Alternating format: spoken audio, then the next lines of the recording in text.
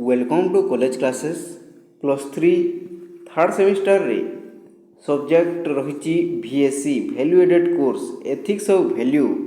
यह हूँ बहुत इम्पोर्टेंट विषय +3 थर्ड सेमिस्टर रे। यार 4टी यूनिट रही। प्रथमे गोटे यूनिट सरी ताकू तुम प्लेलिस्ट देखी पार। यह हूँ यार यूनिट 2 रो चैप्टर 1। यही यूनिट 2 रे रही ethics and major religions and civilization. यह हूँ गोटे बहुत इम्पोर्टेंट विषय। यहाँ को समस्ते नोट करदेवे, सेमिस्टर एग्जाम रे निश्चित भाव में आसीबो। यही प्रथम चैप्टर रही हिंदुइज्म, हिंदुत्व उपरे। हिंदुत्व मध्य कौन रही धर्म, मोक्ष, पुरुषार्थ, निष्काम कर्म, वसुधैव कुटुंबकम। यह हूँ मेन पॉइंट गुड़िक। यहाँ वर्तमान पढ़ा समस्ते वीडियोर शेष पर्यंत देखंतु आउ समस्ते इम्पोर्टेंट पॉइंट गुड़ी को नोट कर दियंतु। यहाँ शुणिले मध्य समस्ते बुझी पारिबे। So let's discuss it. यार गोटे परिचय रही इंट्रोडक्शन आम हिंदू धर्म उपरे। हिंदू धर्म पृथ्वीर सबुठु पुरातन और गभीर जीवन दर्शन रे गण्य अटे। समस्ते जानिछंती आमर जो सनातन धर्म रही सबु धर्म मानक ठारू पुराणा धर्म अटे। यह केवल धर्म नुहे, यह कौन अटे मानव जीवन रो सठिक पथ को देखाउतबा गभीर नैतिक दार्शनिक अवस्था। गोटे डीप लाइन अटे। यह केवल धर्म नुहे, यह मनीष जीवन रो किपरि से भल काम करिवो, सठिक पथ किपरि देखाइबो, यह हूँ तार गभीर भाव में दिया ज्ञान गुड़िक आउ यार व्यवस्था। वेद, उपनिषद, भगवद गीता, पुराण, धर्मशास्त्र आदि पोथी गुड़िक मानव जीवन उद्देश्य, नीति, कर्तव्य और सामाजिक चेतना और आध्यात्मिक स्वरूप बहुत सुंदर भाव में व्याख्या मिली थाए। हिंदू धर्म रे कौन रही वेद रही, उपनिषद रही, भागवत गीता रही, पुराण रही, धर्मशास्त्र गुड़िक रही। यह केवल लेखा नुहे, यह मानव जीवन उद्देश्य कौन हवा दरकार, मानव जीवन रीति कौन रही, गोटे व्यक्तिर कर्तव्य कौन और सामाजिक चेतना किपर रहिबा उचित ताहा यही पुराण शास्त्र गुड़िक बहुत भल भाव में आलोचना करा जाइछि। हिंदुइज्म सूचाई देछि, आमर यही हिंदू धर्म सूचाई देछि जे मानव जीवन केवल जन्म मृत्यु मध्य सीमित नुहे, यह केवल जन्म और केवल मृत्यु सीमित नुहे, बरं यह आध्यात्मिक यात्रा जहाँ नीति, कर्तव्य, भावना और ज्ञान द्वारा पवित्र होता है। हिंदू मोराल फिलोसफी जो मोराल फिलोसफी रही 4टी जीवन लक्ष्य रही जहाँ कौन कहुए पुरुषार्थ मध्य कहुए धर्म, अर्थ, काम और मोक्ष। समस्ते यहाँ मन रखिए यही पुरुषार्थ को, यहाँ पुरुषार्थ कहुए 4टी है धर्म, अर्थ, काम, मोक्ष। यह बहुत इंपोर्टेंट पॉइंट अटे। यह 1 मार्क, 2 मार्क, 5 मार्क क्वेश्चन मध्य आसीपारे।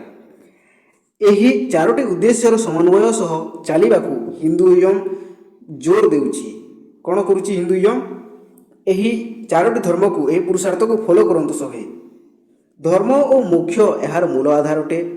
यह सहित हिंदू एथिक्स गुड़िक बड़ दर्शन होछि वसुधैव कुटुंबकम।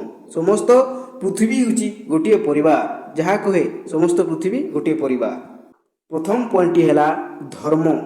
हिंदू नैतिकतार मूल तत्व होछि धर्म। हिंदू धर्म रे धर्म शब्दटी बहुत गभीर अर्थ रखी है। यही धर्मर अनेक गुड़ी अर्थ मध्य रही। व्यक्तिर चरित्र, आचरण, कर्तव्य और सत्यता, दया, सहयोग, न्याय और नीति सब मिसी धर्मर गठन करथांती। धर्मर गठन यही सब उपादान को नहीं होता है। धर्मर मूल अर्थ होछि धरी रखिबा। कौन करिबा? धरी रखिबा, अर्थात एक एमिति सत्य जहाँ मानव जीवन और समाज को संभाली रखी है। यही धर्म शब्दटी संस्कृत शब्द ध्रुव आसिकी। ध्रुव अर्थ धरी रखिबा। हिंदू स्क्रिप्चर कहती कौन कही हिंदू स्क्रिप्चर गुड़िक धर्मो रक्षति रक्षितः। बहुत इंपोर्टेंट लाइन, धर्मो रक्षति रक्षितः। जो मैंने धर्म को रक्षा करती से धर्म रक्षा करें। धर्म रक्षति रक्षित अर्थ है जो व्यक्ति मैंने निजर धर्म को रक्षा करती से ही लोक मान धर्म मध्य से ही भाव में रक्षा करें। हिंदू धर्म रे धर्म कौन जोड़ नियम नुहे, बरं परिस्थिति ଦାୟିତ୍ୱ ଓ ଜ୍ଞାନ ଅନୁଯାୟୀ ବଦଳାଇ ପାରିଥାଏ। ଧର୍ମ ଚେଞ୍ଜ ହୋଇପାରିଥାଏ କେଉଁ ସମୟରେ ପରିସ୍ଥିତି ଦାୟିତ୍ୱ ଓ ଜ୍ଞାନ ଅନୁଯାୟୀ ଏହା ଚେଞ୍ଜ ହୋଇଥାଏ। ଯେଉଁ କାମ ଏକ ପରିସ୍ଥିତିରେ ଧର୍ମ ହୋଇପାରେ ସେହି କାମ ଅନ୍ୟ ପରିସ୍ଥିତିରେ ଅଧର୍ମ ମଧ୍ୟ ହୋଇପାରିଥାଏ। ଗୋଟିଏ ପରିସ୍ଥିତିରେ ଏହି କାର୍ଯ୍ୟ କରିବା ଉଚିତ କିନ୍ତୁ ସେହି କାର୍ଯ୍ୟ ଅନ୍ୟ ଗୋଟିଏ ପରିସ୍ଥିତିରେ କରିବା ଅନୁଚିତ। ଭଗବତ ଗୀତାରେ କୃଷ୍ଣ କହୁଛନ୍ତି ସ୍ୱଧର୍ମେ ନିଧନମ୍ ଶ୍ରେୟମ୍ ପରଧର୍ମ ଭୟାବହ। ନିଜର ଧର୍ମ ନିଜର କର୍ତ୍ତବ୍ୟ ପାଳନ ସବୁଠୁ ଉଚ୍ଚ। ପରଧର୍ମ ଭୟାବହର ଅର୍ଥ ହେଲା ଅନ୍ୟର ଧର୍ମକୁ ଯିଏ ପାଳନ କରିବ ତାହାର ବିନାଶ ନିଶ୍ଚିତ ଭାବରେ ଅଛି। ଗୋଟିଏ ବ୍ରାହ୍ମଣର କର୍ତ୍ତବ୍ୟ ହେଲା ସେ ପୂଜା ପାଠ କରିବେ କିନ୍ତୁ ସେ ଶସ୍ତ୍ର ଧରି ଯୁଦ୍ଧ କରିବାକୁ ଗଲେ ସେ ଯୁଦ୍ଧ ଶିଖି ନାହିଁ, ଯୁଦ୍ଧରେ ହାରିଯିବେ। ତେଣୁ ସ୍ୱଧର୍ମେ ନିଧନମ୍ ଶ୍ରେୟମ୍ ପରଧର୍ମ ଭୟାବହ ଏହାର ରିଜଲ୍ଟ ଖରାପ ମଧ୍ୟ ଆସିପାରେ। ଧର୍ମର ପ୍ରକାର ରହିଛି। ଧର୍ମର ପ୍ରକାର ଟାଇପ୍ସ ଅଫ୍ ଧର୍ମ ଦେଖିଦେବା। ପ୍ରଥମଟି ହେଲା ବର୍ଣ୍ଣ ଧର୍ମ। ବର୍ଣ୍ଣ ମଧ୍ୟରେ ପ୍ରଥମ ପଏଣ୍ଟଟି ହେଲା ବର୍ଣ୍ଣ ଧର୍ମ। ପୁରାତନ ଭାରତରେ ମାନବକୁ କାମ ଓ ଦାୟିତ୍ୱ ଅନୁସାରେ 4 ବର୍ଣ୍ଣରେ ବିଭକ୍ତ କରାଯାଇଥିଲା। ଭଗବାନ ତାଙ୍କ ଶରୀରରୁ 4ଟି ବର୍ଣ୍ଣ ସୃଷ୍ଟି କରିଥିଲେ। ଚତୁର୍ବର୍ଣ୍ଣଂ ମୟା ସୃଷ୍ଟଂ ଗୁଣକର୍ମ ବିଭାଗଶ ଏହାର ଗୋଟିଏ ଇମ୍ପୋର୍ଟାଣ୍ଟ ଲାଇନ୍ ଅଟେ। ବ୍ରାହ୍ମଣ କ୍ଷତ୍ରିୟ ବୈଶ୍ୟ ଶୂଦ୍ର ସେହି 4ଟି ଧର୍ମ ହେଲେ। ଏହାର ଉଦ୍ଦେଶ୍ୟ ବିଭେଦ ନୁହେଁ ବରଂ ସମାଜର ସମନ୍ୱୟ ଓ ସହଯୋଗ। କ'ଣ କରିଥିଲେ ବ୍ରହ୍ମା ଯେତେବେଳେ ସୃଷ୍ଟିକୁ ତିଆରି କରୁଥିଲେ? ବ୍ରହ୍ମା ସେ ମୁଖରୁ ତାଙ୍କର ଜନ୍ମ ହୋଇଥିଲେ ବ୍ରାହ୍ମଣମାନେ ତାଙ୍କର ବାହୁଦୟରୁ ଜାତ ହୋଇଥିଲେ କ୍ଷତ୍ରିୟମାନେ, ଆଉ ତାଙ୍କର ଜଙ୍ଘ ଦେଶରୁ ଜନ୍ମ ହୋଇଥିଲେ ବୈଶ୍ୟମାନେ, ଆଉ ତାଙ୍କର ପାଦ ଦେଶରୁ ଜନ୍ମ ହୋଇଥିଲେ ଶୂଦ୍ରମାନେ। ସେମାନଙ୍କର ସମାଜରେ ଅଲଗା ଅଲଗା କର୍ତ୍ତବ୍ୟ ରହିଥିଲା।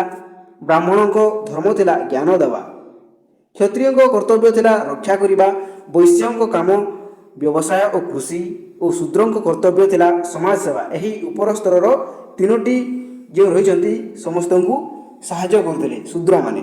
ଦ୍ୱିତୀୟଟି ହେଲା ଆଶ୍ରମ ଧର୍ମ। ଧର୍ମର ଦ୍ୱିତୀୟ ପଏଣ୍ଟ ହେଲା ଆଶ୍ରମ ଧର୍ମ।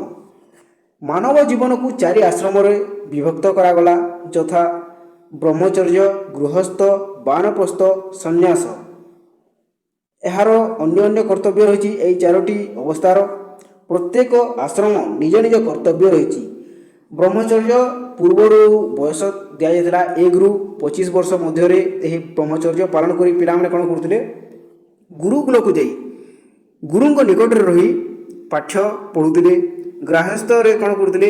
26ରୁ 50 ବର୍ଷ ପର୍ଯ୍ୟନ୍ତ ନିଜ ପରିବାର ପିତା ପୁତ୍ରଙ୍କ ମଧ୍ୟରେ ସମ୍ପର୍କ ଥିଲା। ଆଉ ଧୀରେ ଧୀରେ ବାନପ୍ରସ୍ଥକୁ ଯାଉଥିଲେ। 51ରୁ 75 ବର୍ଷ ପର୍ଯ୍ୟନ୍ତ ଜଙ୍ଗଲରେ ରହିବା ଆରମ୍ଭ କରୁଥିଲେ ଓ ସନ୍ନ୍ୟାସରେ 75+ ସେମାନେ ଗୃହ ତ୍ୟାଗ କରି ସନ୍ନ୍ୟାସ ନେଇ ଘର ତ୍ୟାଗ କରୁଥିଲେ। ବ୍ରହ୍ମଚର୍ଯ୍ୟ ଶିକ୍ଷା, ଗୃହସ୍ଥରେ ପରିବାର ଓ ସମାଜ ସେବା, ବାନପ୍ରସ୍ଥରେ ଅନୁଭବ ଦାନ କରିବା ଓ ସନ୍ନ୍ୟାସରେ ମୁଖ୍ୟ ପଦରେ ଅଗ୍ରସରତା ହେଉଛି ଏହି ଆଶ୍ରମ ଧର୍ମ। ଧର୍ମର ତୃତୀୟ ପଏଣ୍ଟଟି ହେଲା ସାଧାରଣ ଧର୍ମ। ଏହା ସମସ୍ତଙ୍କ ପାଇଁ ସମାନ ଅଟେ। ସତ୍ୟ, ଅହିଂସା, ଦୟା, କ୍ଷମା, ପବିତ୍ରତା, ଲୋଭ ହୀନତା, ଏକାନ୍ତିକତା ଏଗୁଡ଼ିକ ସାଧାରଣ ଧର୍ମ ଅଟେ। ଯେଉଁ ସମାଜ ଏଗୁଡ଼ିକୁ ପାଳନ କରେ ସେ ସମାଜ ସୁଖୀ, ଶାନ୍ତି ଓ ପ୍ରଗତିର ଅଗ୍ରସର ହୋଇଥାଏ। ଏହି ସାଧାରଣ ଧର୍ମକୁ ଯିଏ ପାଳନ କରିଥାନ୍ତି। ଚତୁର୍ଥ ପଏଣ୍ଟଟି ହେଲା ସ୍ୱଧର୍ମ। ନିଜର ଯେଉଁ ଧର୍ମ ରହିଛି, ନିଜର ଗୁଣ, କ୍ଷମତା, ଦାୟିତ୍ୱ ଓ ପରିସ୍ଥିତି ଅନୁଯାୟୀ ବ୍ୟକ୍ତିର ଧର୍ମ ଏହା ସବୁଠୁ ଗୁରୁତ୍ୱପୂର୍ଣ୍ଣ, କାରଣ ଅନ୍ୟର ଧର୍ମ ଅନୁସରଣ କରିବା ଠିକ୍ ନୁହେଁ। ପରଧର୍ମ ଭୟାବହ ଯେଉଁ ପଏଣ୍ଟଟି ରହିଛି, ଏହାର ଅନ୍ୟ ପଏଣ୍ଟଟି ହେଲା ପୁରୁଷାର୍ଥ। ମାନବ ଜୀବନର 4 ଲକ୍ଷ୍ୟକୁ କ'ଣ କୁହାଯାଏ? ପୁରୁଷାର୍ଥ ବୋଲି କୁହାଯାଏ। ଏହା ମୁଖ୍ୟତଃ 4ଟି ଆମେ ପୂର୍ବରୁ ପଢ଼ି ସାରିଛେ। ପୁରୁଷାର୍ଥ ଏହା 1 ମାର୍କ କ୍ୱେଶ୍ଚନ୍ ଆସିପାରିବେ। ମାନବ ଜୀବନର 4 ଲକ୍ଷ୍ୟ। ହିନ୍ଦୁ ଫିଲୋସଫି କୁହେ ଯେ ମାନବ ଜୀବନର 4 ମୂଳ ଉଦ୍ଦେଶ୍ୟ ରହିଛି ଧର୍ମ, ଅର୍ଥ, କାମ, ମୋକ୍ଷ। ଏହି ଚତୁର୍ବର୍ଗକୁ ମିଶିକରି ପୁରୁଷାର୍ଥ କୁହାଯାଏ। ଏହା ମାନବ ସଠିକ୍ ଅର୍ଥରେ ସଫଳ ଓ ନୈତିକ ହୁଏ ଯେତେବେଳେ ସେ 4 ଲକ୍ଷ୍ୟକୁ ସମତୁଲ ଭାବେ ପାଳନ କରିଥାଏ। ଏହାକୁ ଜାଣିନେବା କାହାର କ'ଣ ଗୁରୁତ୍ୱ ରହିଛି। ଧର୍ମ ପୁରୁଷାର୍ଥ ଯେଉଁ ରହିଛି, ପ୍ରଥମ ଲକ୍ଷ୍ୟଟି ହେଉଛି ଧର୍ମ, ନୀତି, କର୍ତ୍ତବ୍ୟ ଓ ନୈତିକତା, ସାମାଜିକ ଦାୟିତ୍ୱ, ସତ୍ୟ ଓ ନ୍ୟାୟର ପ୍ରତୀକ ଅଟେ। ଏହି ଧର୍ମକୁ ପାଳନ କରିବା अर्थ और काम को धर्म नियंत्रण करे। धर्म बिना अर्थ और काम अधर्म परिणत हो पारे।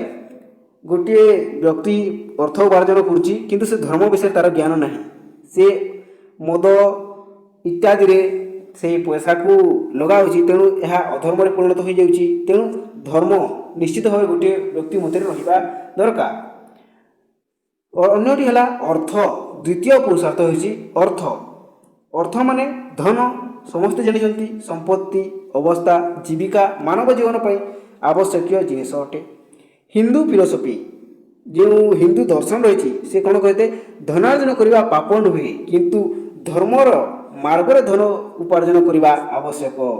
पैसा समस्ते रोजगार करछंती। गोटे व्यक्ति कठिन परिश्रम करी अर्थ उपार्जन करुच्ची, अन्य व्यक्ति ताठारु चोरी करी अर्थ उपार्जन करुच्ची। हेले भल भाव किए पैसा अर्जन करछंती जे कठिन परिश्रम करछंती, ए व्यक्ति केवल पाप कर चलछंती। काम तृतीय पुरुषार्थ होची काम। कामर अर्थ कौन? काम अर्थात इच्छा, भावना, सौंदर्यबोध, प्रेम, सुख और संतोष को कौन कह जाए? काम कह जाए। आम हिंदू दर्शन कौन कह जाए? यह दमन करने को कही ना, यह दमन कर बोली कह जाए ना, किंतु धर्म अनुसार नैतिक भाव पालन करने को कही थाए। यह लिमिट रे रहिबा। गोटे जिनिस को पाइबार इच्छा रहुची ताकू पाइबा किंतु लिमिट भाव में पाइबा। अष्टम टी है मोक्ष। यह हूँ सर्वोच्च पुरुषार्थ। चतुर्थटी मोक्ष हूँ जन्म मृत्यु चक्र मुक्ति। व्यक्ति जन्म होची पुणी मृत्यु होची, पुणी जन्म होची पुणी मुक्ति होची। एपरी भाव में कौन होची आमे मोक्ष को प्राप्त करिबा, जन्म मृत्यु चक्र बाहरिबा। आत्मा जेतेबेले सर्वोच्च सत्य ब्रह्म सहित एकात्म हुए सेतेबेले मोक्ष लाभ करिथाए। यह पाई ज्ञान, जोग, भक्ति, नीति, धर्म पालन सब जरूरी अटे मोक्ष पाइबा में। नवम पॉइंट है निष्काम कर्म। निष्काम कर्म क्या कहुए? फल को छाड़ी काम करिबा। भगवत गीतार सबुठ महत्वपूर्ण शिक्षा है निष्काम कर्म। अर्थात कर्म कर किंतु फल निजक बांधि न रख। कर्मण्येवाधिकारस्तु मा फलेषु कदाचन।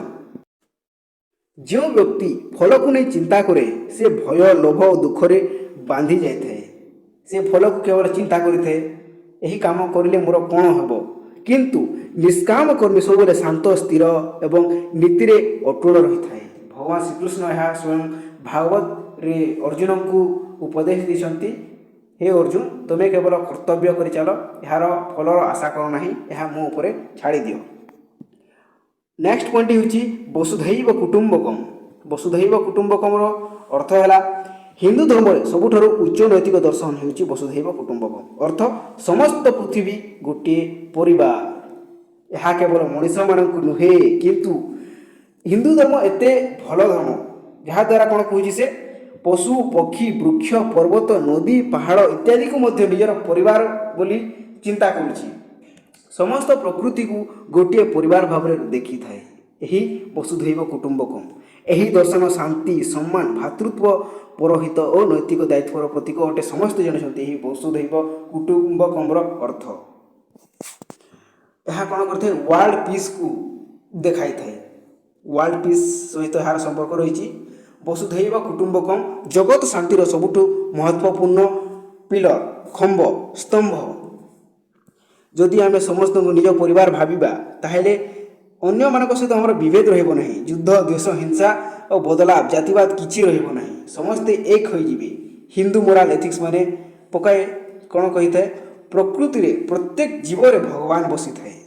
तेणु प्रकृति को सुरक्षा करने, पशु पक्षी को भल पाइबा, मनुष्य को सम्मान देवा सबु धर्मर अंश अटे। यार गोटे कनक्लूजन रही। हिंदू धर्म रे नैतिकता केवल आचार विचार नुहे बरं समग्र जीवन को सुंदर, समतल और आध्यात्मिक करिवार दिग्दर्शन। धर्म मानव को सत्य, नीति, न्याय रे नेउथाए। पुरुषार्थ जीवन को चारोटी लक्ष्यर बांटी कर समतल पथ देथाए। निष्काम कर्म आमको दायित्वशील और स्वार्थहीन करिथाए एवं वसुधैव कुटुंबकम समस्त प्राणी प्रति भल पाइबा और शांतिर शिक्षा देते। पीस, वर्ल्ड पीस प्रति हिंदुइजम आखिआड़ी कहे धर्म पालन कर, ସଠିକ୍ ଅର୍ଥ ଉପାର୍ଜନ କର, ନୀତିରେ କାମ ପୂରଣ କର ଏବଂ ଶେଷରେ ମୋକ୍ଷ ପଥେ ଚଳ। ଏହା ହେଉଛି ସବୁ ହିନ୍ଦୁ ଏଥିକ୍ସର ମୂଳ ତତ୍ତ୍ୱ। ତ ଏହା ଥିଲା +3 ଥାର୍ଡ଼ ସେମିଷ୍ଟାରର VSC ୟୁନିଟ୍ 2ର ଚାପ୍ଟର 1। ପରବର୍ତ୍ତୀ ସମୟରେ ଏହାର ଅନ୍ୟ ଚାପ୍ଟର ଗୁଡ଼ିକ ମଧ୍ୟ ଆସିବ। ଧନ୍ୟବାଦ।